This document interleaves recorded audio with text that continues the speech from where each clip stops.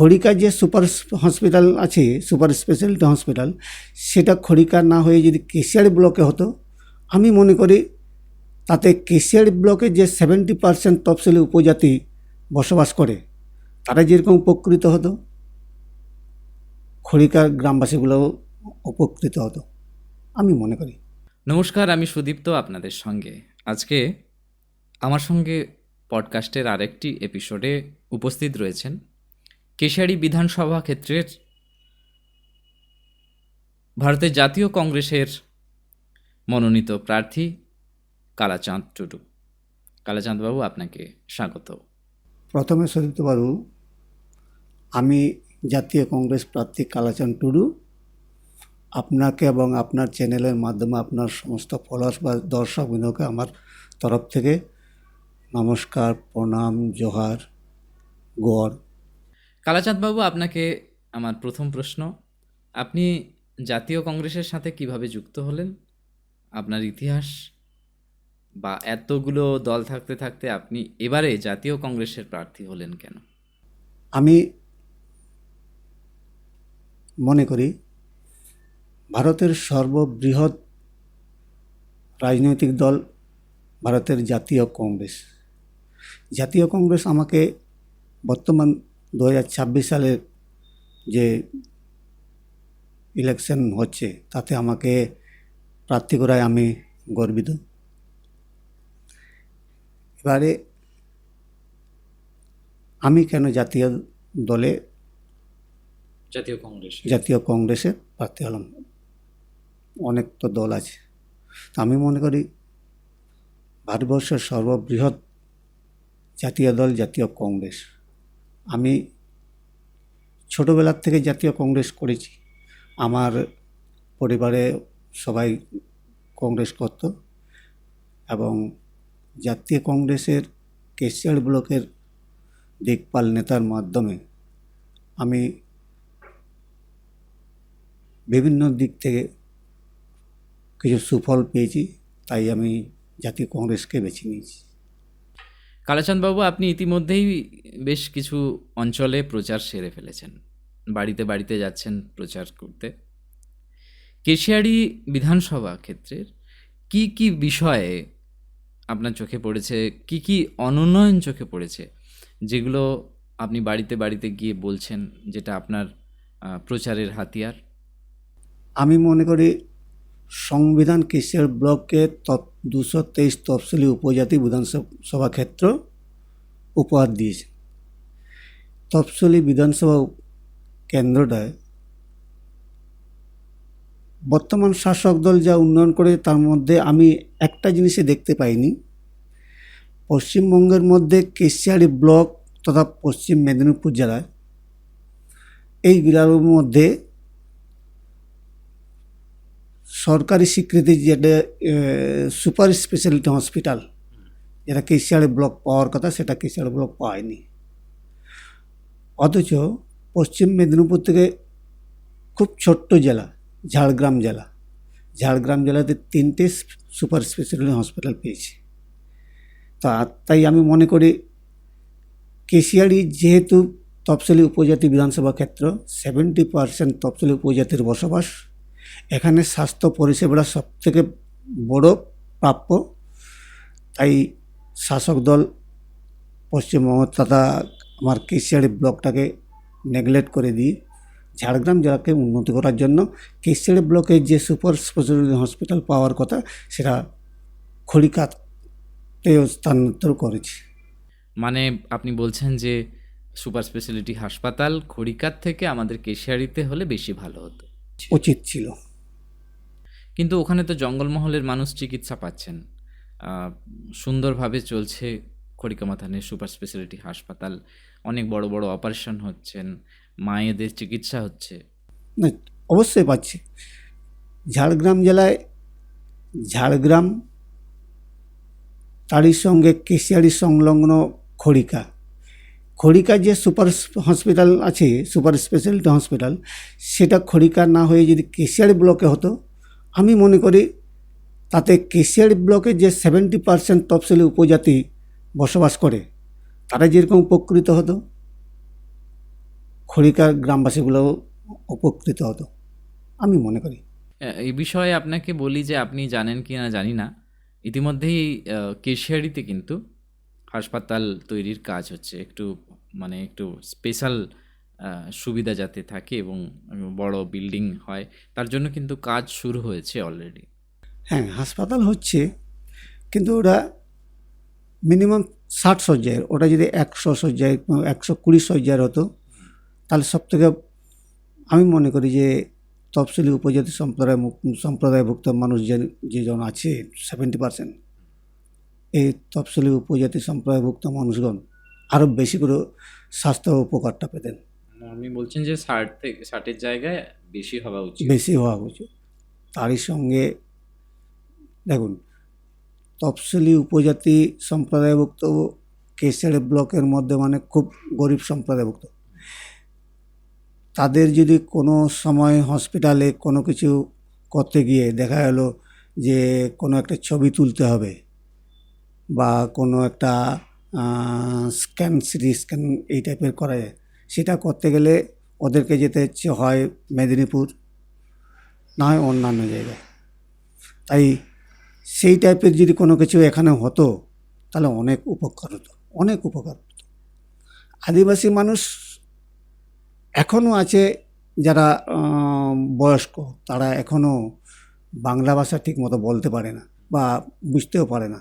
সেই সুবাদে আমি মনে করি যেহেতু ব্লকের মধ্যে একটাই স্বাস্থ্যকেন্দ্র, এই স্বাস্থ্যকেন্দ্রে যদি কিছু নার্স বা কিছু ডাক্তার আদিবাসী সম্প্রদায়ের হয় তাহলে চিকিৎসাটাও সেইভাবে আদিবাসী মানুষজন ভালো পেত।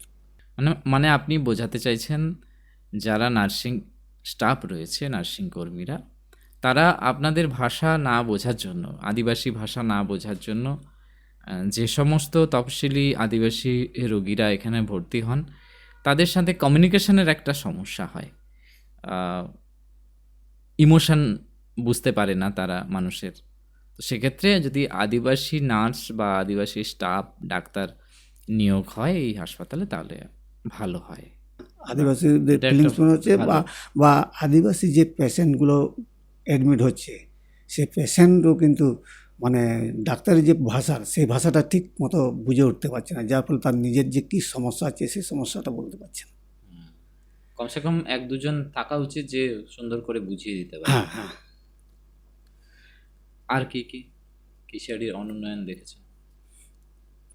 আর কেশিয়াড়ি উন্নয়ন বলতে রাস্তাঘাট বামফ্রন্টের আমলে, তখন কেন্দ্রের শাসক দল আমরা কংগ্রেস ছিল, সুবর্ণরেখা ব্যারেজ কাম ব্রিজ করার জন্য তৎকালীন জ্যোতি বসু মুখ্যমন্ত্রীর সঙ্গে একটা চুক্তি হয়েছিল। সেই চুক্তি বেসিসে সুবর্ণরেখা ব্যারেজ কাম ব্রিজ হওয়ার কথা। সেই ব্যারেজ বা ব্রিজ কাম হওয়ার হলে কেশিয়াড়ির যানজটটা নর্মাল করার জন্য নচিপুর বিষ্ণুনগর থেকে আপনার কুকাইয়ের ওই সাইড পর্যন্ত একটা রাস্তার পরিকল্পনা করা ছিল। অলরেডি মাটি ফেলে রাস্তা, সেই আমি বলি সেই রাস্তার পরিকল্পনা ছিল, সেই রাস্তাটা হলে কেশিয়াড়ির যানজটটা হালকা হয়ে যেত। কীরকম? তৎকালীন গভর্নমেন্ট, কেন্দ্রে আমরা শাসক দল কংগ্রেস দল, পশ্চিমবঙ্গে বামফ্রন্ট, কংগ্রেসের সঙ্গে বামফ্রন্টের একটা চুক্তি হয়েছিল।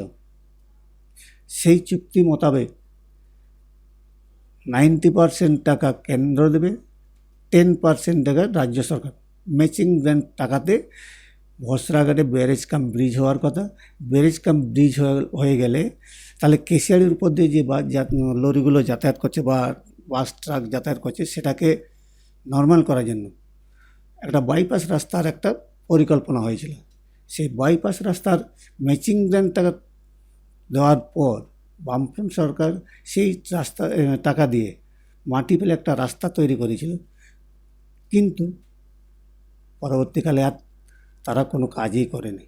এই ম্যাচিং গ্র্যান্টের 10% টাকাটা বামফ্রন্ট সরকার তৎকালীন দিতে পারেনি, যার জন্য সেই কাজগুলোকে ফেলে রেখে দিয়েছে। পরের সরকারও আসার পরও সেটা, পরের সরকার আসার পর দেখা গেল পরেশ সরকার ব্রিজটাই করলো, কিন্তু ব্যারেজটা করলো না, যার ফলে সেই রাস্তার আর দরকার পড়লো না পরেশ সরকারের। ব্যারেজ হলে তো কৃষি শিল্পেও প্রভূত উন্নতি হতো। ব্যারেজ হলে কৃষি শিল্পে উন্নতি হতো, শুধু কেশিয়াড়ি ব্লক নয়, কেশিয়াড়ি, নারায়ণগড়, ঘাটাল ব্লক পর্যন্ত উপকৃত হতো, কিন্তু সেই কাজটা পরবর্তী সরকার করলেন না। পরবর্তী সরকার চিন্তা করলেন যে ব্যারেজ কাম ব্রিজ করলে হয়তো কংগ্রেসের নাম জড়িয়ে যাবে, কিন্তু কংগ্রেসকে অ্যাভয়েড করার জন্য তিনি কি করলেন, ব্যারেজটা বাদ দিয়ে ব্রিজটাই করলেন। এই সরকার তো অনেক কিছুই করেছে, ব্রিজ করেছে, রাস্তাঘাট করেছে, হ্যাঁ, বিভিন্ন জায়গায় হাইমাস্ট লাইট লাগানো হয়েছে। দেখুন সুদীপ্তবাবু, রাস্তাঘাট পরিষ্কার পরিচ্ছন্ন হয়েছে, সেটা আমরা যদি উপলব্ধ করে দেখি বা আমি মনে করি, রাস্তাঘাট কেবলমাত্র উপরটাই চিকচাক করে দিয়েছে। রাস্তাটাকে ঠিকমতো করার জন্য যে সমস্ত মেটেরিয়ালস দেওয়ার দরকার, সেই সমস্ত মেটেরিয়ালস দেওয়া হয়নি।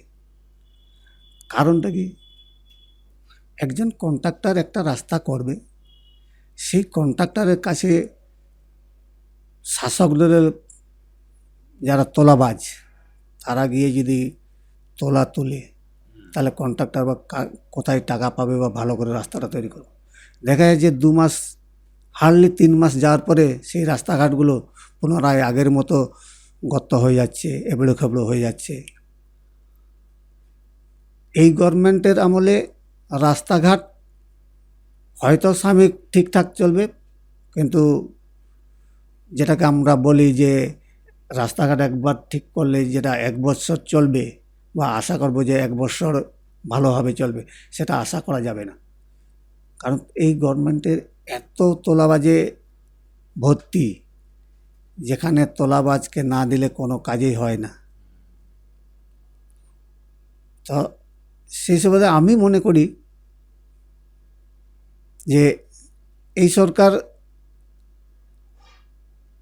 নামে উন্নয়নের কাজ করছে, কিন্তু উন্নয়নটা কারোর চোখে পড়ে না। আপনাকে আরেকটা কথা বলি, সুদীপ্তবাবু, আপনি এবং আমরা সবাই শুনেছি, এখান থেকে খড়গপুর যাওয়ার রাস্তায় কোনো এক জায়গায় কর্মসংস্থানের একটা নিশ্চিত এক রূপ তৈরি করেছে, কিন্তু ওটা যে কোন জায়গা আজ পর্যন্ত কেশিয়াড়ির মানুষই জানে না। আচ্ছা, এই হচ্ছে বর্তমান গভর্নমেন্টের উন্নয়ন, নামে শুধু উন্নয়ন। মানুষের কাছে ঠিকমতো পৌঁছে দেওয়া হয় না। মানুষের কাছে ঠিকমতো পৌঁছে দেওয়া হয়নি, বা মানুষ জানেই না যে কেশিয়াড়ি থেকে খড়গপুর যাওয়ার রাস্তার কোন জায়গাটাতে কর্মসংস্থানের স্থান দিক নির্ণয় করা হয়েছে বা হয়েছে, সেটা কেশিয়াড়ি ব্লকের মানুষই জানে না। শুধু নামটাই জানে যে কর্মসংস্থান হয়েছে, কোন জায়গায় কর্মসংস্থান হয়েছে সেরকম কোনো জায়গা, নির্দিষ্ট জায়গা নেই। এখানেও কাটমানি। এখানেও কাটমানি, এখানেও কাটমানি। কাটমানি ছাড়া এই গভর্নমেন্ট থাকতে পারে না, কাটমানি ছাড়া এই গভর্নমেন্ট চলতে পারে না। এই গভর্নমেন্ট টিকে আছে এই কাটমানির উপরে। এই গভর্নমেন্ট যা কিছুই করছে এই কাটমানির উপরে। নির্দিষ্ট কোনো ভোটে প্রধান প্রতিপক্ষ হিসেবে কাকে দেখছেন? তৃণমূল, বিজেপি না অন্যান্য দলকে দেখছেন? না, অবশ্যই প্রতিপক্ষ তো থাকবেই। আমি মনে করি আমার প্রতিপক্ষ কেন্দ্রের শাসক দল বিজেপি এবং রাজ্যের শাসক দল টিএমসি, দুজনেই। আচ্ছা, আপনাকে পরবর্তী প্রশ্ন, এবারে জাতীয় কংগ্রেস কেন সিপিএমের সাথে জোটবদ্ধ হলো না, কেন জোট করলো না? দেখুন সুদীপ্তবাবু, একটা রাজনৈতিক দল একটা সিদ্ধান্তের উপরে চলতে পারে না। তাই এআইসিসি যে সিদ্ধান্ত নিয়েছেন যে কোনো একটা পরিবর্তন তেনাদের কাছে হয়তো আছে, সেই হিসাবে একা লড়ার সিদ্ধান্ত নিয়েছে। তো সেই সুবাদে এবছর পশ্চিমবঙ্গের বিধানসভা ক্ষেত্রে 294 সিট আমরা এককভাবে লড়ছি। আমরা দেখেছি অন্যান্য দল, বর্তমান শাসক দলের বিভিন্ন ইস্যু নিয়ে, দুর্নীতি নিয়ে বহু জায়গায় কথা বলতে শোনা গেছে, প্রতিবাদ করতে শোনা গেছে, রাস্তায় নেমে তারা প্রতিবাদ করছে। কিন্তু জাতীয় কংগ্রেসকে সেভাবে আমরা প্রতিবাদ করতে দেখিনি বা মুখ খুলতে দেখিনি সেভাবে। এবং সুধীরবাবু, আমি মনে করি যে বর্তমান সরকারের বিরুদ্ধে কংগ্রেস যে কোনো রাজনৈতিক কর্মসূচি নেয়নি সেরকম নয়। প্রতি মুহূর্তে প্রতি সময়ে কর্মসূচি নিয়েছে। আপনারা জানেন পশ্চিমবঙ্গের রাজ্য সভাপতি যখন আমাদের অধীরবাবু ছিলেন, আমরা সবাই জানি অধীরবাবু এমন এক ব্যক্তি, যখনই পশ্চিমবঙ্গের যে মুহূর্তে যে জায়গায় কোনো অঘটন ঘটেছে তিনি সেই জায়গায় উপস্থিত হয়ে সোচ্চার হয়েছেন, প্রতিবাদ করেছেন। হয়তো সেই ঝাঁঝটা এখন একটু নরম হয়েছে, কিন্তু প্রতিবাদ যে করেনি এটা নয়, প্রতিবাদ অবশ্যই করছে জাতীয় কংগ্রেস, অবশ্যই করছে। পুলিশি নির্যাতনের পরিপ্রেক্ষিতে কংগ্রেস খুব ভীতসদ্য, সেই জন্য সামনাসামনি বিরোধিতা করার সাহস একটু কম হয়েছে। সর্বোপরি যেটাকে বলে যে যদি আমার পেছনে একজন ভালো লোক থাকে বা ভালো নেতা থাকে, তাহলে আমি সাগরে কেন আগুনে ঝাঁপ দিতেও ভয় পাই না, এটাও সেই। এবার বলুন, কেশিয়াড়ি বিধানসভা, কেশিয়াড়ির আশেপাশে অঞ্চল উন্নয়নের জন্য আপনার কি কি এজেন্ডা রয়েছে, যেগুলো আপনি প্রচার করতে গিয়ে বাড়ি বাড়িতে বলছেন? কেশিয়াড়ি, আমি কেশিয়াড়ির বাসিন্দা। কেশিয়াড়ির মানচিত্রটা আমার নখদর্পণে। আমি মনে করি বামফ্রন্টের আমলে আমরা শুনেছিলাম যে তফসিলি উপজাতি ভাষা যেহেতু অষ্টম তফসিলভুক্ত হয়েছে, সেই তফসিলি উপজাতি ভাষায় পাঠ্যদানের শুরু হয়েছিল, আমি শুনেছি এবং কিছু কিছু দেখেছি, কিন্তু সেটা গড়ে ওঠেনি। অলচিকি লিপিকে শিক্ষাদানের জন্য যে আদিবাসীরা আন্দোলন করেছিল, আন্দোলনের পরে বামফ্রন্ট সরকার যখন বামফ্রন্ট চলে যায় সেই মুহূর্তে সেটাকে শুরু করেছিল।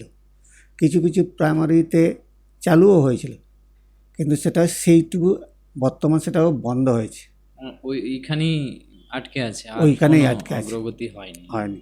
তো আমার দল যদি আসে এতে, তাহলে আমরা অলচিকি লিপিটা যাতে প্রাইমারি থেকে উচ্চশিক্ষায় নিয়ে যাওয়া যায়, তাতে আদিবাসী সম্প্রদায়ের যে শিক্ষিত ছেলেমেয়েরা ওরা উপকৃত হবে। যেহেতু অষ্টম তফসিলিভুক্ত হয়েছে ভাষাটা, তো পরবর্তী সময়ে নিশ্চয়ই এইটা নিয়ে একটা গবেষণা চলছে, এটাকে আরও কত উপরে নিয়ে যাওয়া যায়। সমস্ত দল তো ভাতা দিচ্ছে, মানে অলরেডি শাসক দল ভাতা দিচ্ছে, বিজেপি ক্ষমতা এলে তারাও ভাতা দেবে ঘোষণা করেছে। তাহলে আপনার সরকারকে কেন মানুষ বেছে নেবে? জাতীয় কংগ্রেসেরও একটা ইশতেহার আছে, ওটা আমি মনে করি দলের দিক থেকে বলাটাই ভালো, কারণ আমি কেশিয়াড়ি ব্লকের যা সার্বিক উন্নয়নেরটাই চিন্তাধারা করেছি। দলের চিন্তাধারা আছে, যদি পশ্চিমবঙ্গের মানুষ তথা কেশিয়াড়ি ব্লকের মানুষ আমাকে কেশিয়াড়ি ব্লকের মানুষের উন্নয়নের কাজ করার জন্য আশীর্বাদ করেন, তাহলে অবশ্যই আমি কেশিয়াড়ি ব্লকবাসীর উন্নয়নের কাজ করব। আর কি কি উন্নয়ন আপনার মানে করা যেতে পারে কেশিয়াড়ি? এখন শুধু আমি মনে করি বামফ্রন্টের সময় যে বসরাতে ব্যারেজ কাম ব্রিজ হওয়ার যে কথা ছিল, সেই সময় কেশিয়াড়ি ব্লকের নাপুক গ্রামে সরকারিভাবে 22 একর জায়গায় সরকারে নিয়েছিল এবং সেই জায়গার উপরে ব্যারেজ কাম ব্রিজ হওয়ার জন্য কিছু বিল্ডিং তৈরি হয়েছিল, যে ব্যারেজ হলে যে সমস্ত অফিসাররা কাজ করবেন সে কাজের জন্য বিল্ডিংটা হয়েছিল। তো যেহেতু ব্যারেজ কাম বিল্ডিং হয়নি, ব্রিজ হয়নি, ব্রিজটাই শুধু হয়েছে, ব্যারেজ হয়নি, সেই হিসেবে সেই জায়গাটায় যে বাড়িগুলো আছে এই মুহূর্তে সেই বাড়িগুলো খুব কন্ডম হয়ে গেছে। সেই বাড়ির ছাদ পড়ে গিয়ে নাপো গ্রামের একটা বাচ্চা ছেলে মারা গেছে।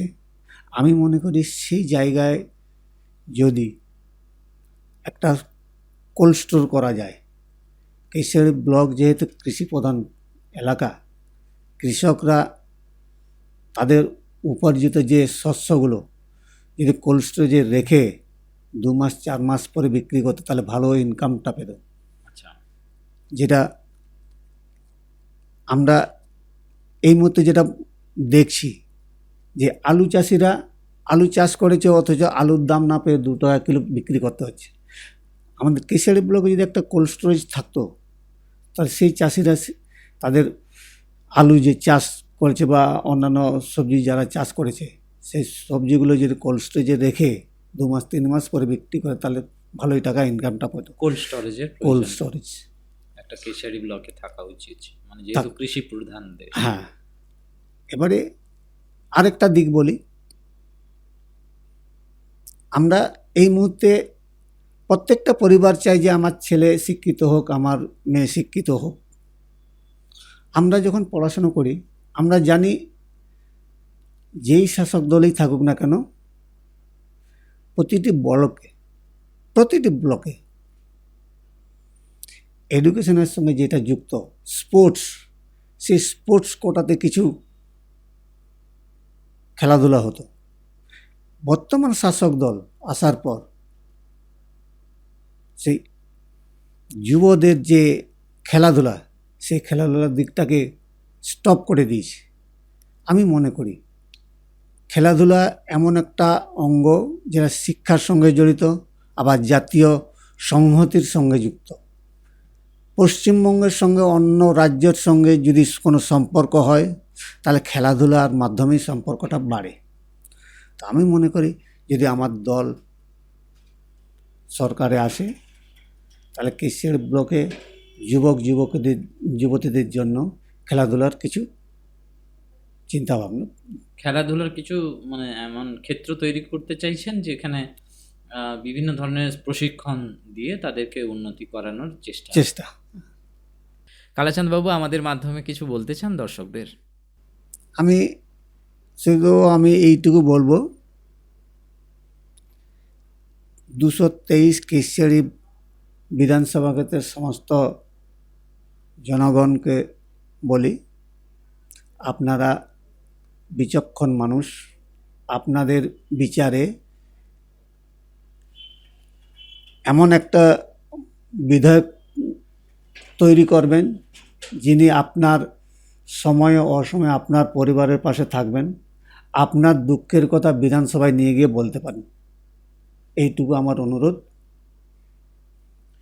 ধন্যবাদ কালাচাঁদ বাবু, এতক্ষণ আমাদের সঙ্গে ছিলেন। ভারতের জাতীয় কংগ্রেসের কেশিয়াড়ি বিধানসভার প্রার্থী। খুব ভালো লাগলো, অনেক কিছু জানলাম, অনেক কিছু ওনার মুখ থেকে শুনলাম। পরিশেষে একটা কথা প্রত্যেকবারই বলি, সেটা হচ্ছে নিশ্চিন্তে নির্বিঘ্নে ভোট হোক, কোনো অশান্তি, হিংসা এগুলো যাতে না থাকে, তার জন্য আবেদন করব আপনার দলকে, আপনাকেও বলবো, এবং সমগ্র রাজনৈতিক দল যারা এই নির্বাচনে অংশগ্রহণ করছে সবাইকে বলবো। এটা ঠিক, আমরা দেখেছি প্রত্যেকটা ইলেকশনের সময় বা ভোটের সময়, ভোট পর্ব শেষ হওয়ার পর, ভোট পর্ব শেষে বা পরবর্তী সময়ে রাজনৈতিক দলের গণ্ডগোল, মারপিট, অনেক কিছু দেখেছি। তো আমার প্রত্যেকটা রাজনৈতিক দলের কাছে আমার বিনীত অনুরোধ এই চ্যানেলের মাধ্যমে, ভোট রাজনৈতিক যে দলেই হোক না কেন, প্রতিটা মানুষ ভোট দেওয়াটা তার মৌলিক অধিকার। সে যে যাকেই বাছুক বা ভালোবাসুক, প্রত্যেকটা মানুষকে ভোট দিতে সাহায্য করুন এবং ভোট পরবর্তী সময়ে যাতে কোনো হিংসা ঘটনা না ঘটে সেই দিক চিন্তা ভাবনা করার জন্য প্রত্যেকটা রাজনৈতিক দলের কাছে আমার বিনীত অনুরোধ থাকলো। ভোটটা অবশ্যই দেবেন, কারণ এই ভোটাধিকার থেকে আপনি যাতে বঞ্চিত না হন, নির্বাচন কমিশন বিভিন্নভাবে আপনাদের সেবা করে চলেছে, আপনাদের পাশে থাকার চেষ্টা করেছে। পরিশেষে রাজ্যের গণতন্ত্র সুষ্ঠুভাবে চালনার জন্য আপনার মতাধিকার আপনি অবশ্যই সেটা করবেন। প্রার্থী যেটা যার পছন্দ সেই প্রার্থীকে ভোট দেবেন। যদি প্রার্থী পছন্দ না হয় তার জন্য অপশান রেখেছে নির্বাচন কমিশন, কিন্তু ভোটটা আপনারা দেবেন, এটা আমাদের পক্ষ থেকে রিকোয়েস্ট থাকলো। সবাই ভালো থাকবেন, সুস্থ থাকবেন। ধন্যবাদ।